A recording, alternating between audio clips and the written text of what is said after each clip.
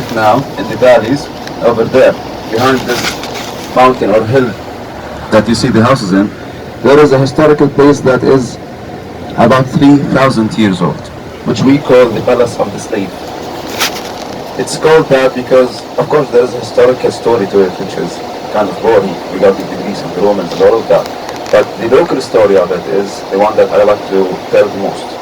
It is called the Palace of the Slave for a reason. As we noticed, as I told you the story of the place of Al-Hammam, each name has the story behind it. And the Palace of the Slave actually got the name because of the story. Back in the days, about 2,500 years ago, there was a master, or a prince, let us call him a prince. And he had only one daughter, okay? One daughter. No wife, no sons, no brothers, no sisters, nobody. Only him and his daughter living on this land. And because he was a prince, he was a man of wealth. He was wealthy. My English is good? Does anyone understand everything? Perfect. So, over that, in that time, they used to live in a palace because he was a prince, right? And they used to live like a wealthy life, a posh life, let's say, of food, everything. They had the chances that no other poor people had.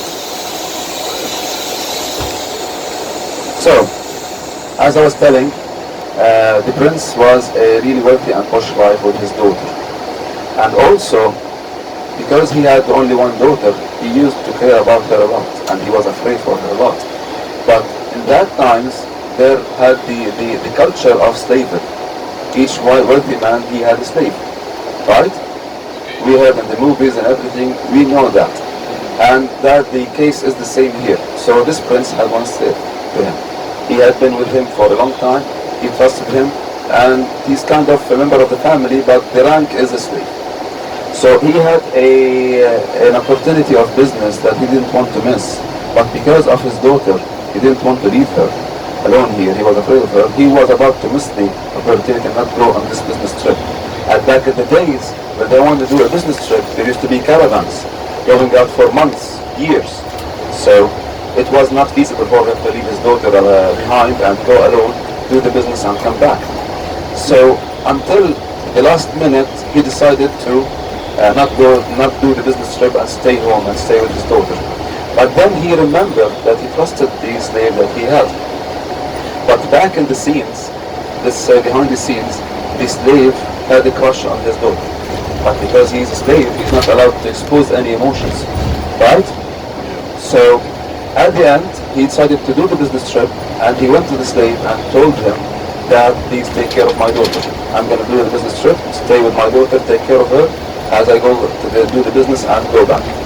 He agreed, and he said the same thing to the daughter, that the slave will take care of you, anything you need, he will be with you, he will stay with you, take care of each other, and I'm going. So he said goodbye to both of them and went on the business trip. And as the time passed by, let's say about 5 to 6 to 1 year during the business trip, there was a rumor going on in the town where they lived. Actually, by the way, the place is called al-Amir, the town. So as the time passed by, the rumor went on in let's say in the village where he was living, that the prince died. But died, he passed away on his trip. So as it's a rumor, but because they were carrying the rumor along with the people, they kind of believed it. It's a lie, but they believed it because everyone was talking about it. So the daughter was so sad for her father that he passed away. But at the end of the fact, in the slavery rule, let's say back in the days, whenever the master is dead, the slave is free. Right? When master is dead? When the master passed away or died, yeah, so the slave was free to be a free man. So because of he was being free, because he was free, he kind of expressed his emotions towards his daughter, because he's now a free man. She could not understand her emotion. Yeah, but at first, because she couldn't see him except being a slave, she didn't reply, or she didn't reply with any emotions back to him. But as the time passes by, let's say about a year ago, about a year later, she kind of returned the emotions to him. She loved him back. What happened?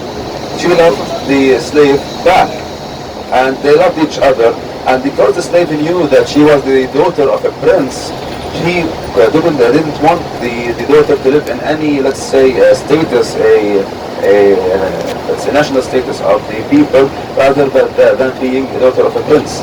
So it is only reasonable for him to build her a palace. So he built the palace that you will see. If you have Google, you can search the palace. It's called the Palace of the Slave. The local legend, let's say, says that the palace was built by hand. By hand. Only by him. Each rock was put together by him. By him, slave. By the slave. The slave built the palace for the daughter by himself, by hand, a rock by a rock. So, and then they got married. Okay? And at the end, let's say about 5 to 6 years later, the prince returned. Oh, like. What the butler for him. The prince returned. Okay? And as he returned, he walked by these hills and mountains. And when he was at the last cliff or the mountain, before reaching the town, he saw that massive palace. And because he has been out for so long, he thought that there has been someone wealthy who moved to our village or our country and lived here. Okay? So as he was moving to he was approaching the town, he was moving. The people who got out the rumor that he died, they were in a, let's say, state of shock, because the dead man came back from the dead and alive and walking among us. That's right. And as he was approaching the palace, he was moving, let's say, slowly, and he noticed the people being shocked that he is here. And at the end, before reaching the palace, the slave saw him. The slave saw him. And he felt kind of sad, and as I will explain later, because he saw the slave, he went into the palace and tied the rope to the ceiling and hanged himself. And Hanged. He committed suicide. No, the slave slave. committed suicide. Because he kind of, he was not expecting him to be alive. he was not, and in that case he became a slave again. And because he got, yeah, he was on custody on his daughter, and he betrayed him by burying his daughter. So he hanged himself from the palace. That's why it is called the palace of the slave. What about daughter? The daughter is his daughter. That's the story. Suspense is there. Suspense is there. Oh yeah. So the daughter lived along without the slave, without the love of her life. That's the story of the palace of the slave, which is down in the hills over there to our right. It could happen complete if she would also have. Well, the new ending, as our friend said, if she can also hang herself, that will be a good ending also. Yeah.